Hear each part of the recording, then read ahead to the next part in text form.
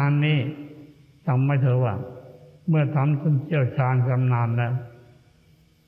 ฌานที่เรานั่งครั้งหนึ่งแล้วเราหยุดแค่3-4 วันไม่ได้นั่งในจิตของเรานั้นก็ฌานยังมีอยู่แต่5 วัน6 วันไปแล้วมันจิตจางลงไปกำลังน้อยแล้วแต่ใน3-4 วันยังมีอยู่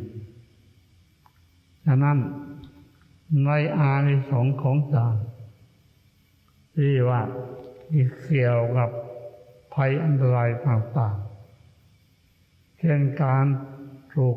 ลอบทำลายด้วยอาวุธเช่นปืนแล้วขี่ผู้ขี่มอเตอร์ไซค์ไปจะเป็นคนขับหรือจะเป็นคนนั่งซ้อนท้ายก็ตามเห็นแฝงรูปหลวงพ่ออยู่หรือภาวนาเกสาโลมาอยู่มีฌานอยู่จริงมันก็ไม่ออกนี่ก็มีพิสูจน์มาแล้วหลายคนแล้วก็มาถามมันทำไมมันถึงเนี่ยคนนู้นไม่ได้ไปติดของพ่อที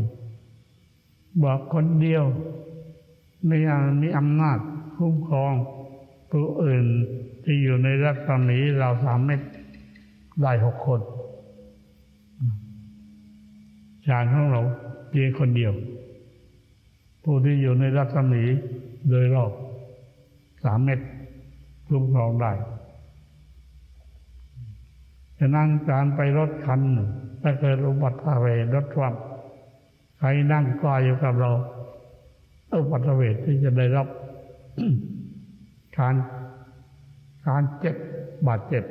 ก็น้อยกว่าหรือไม่มีเลย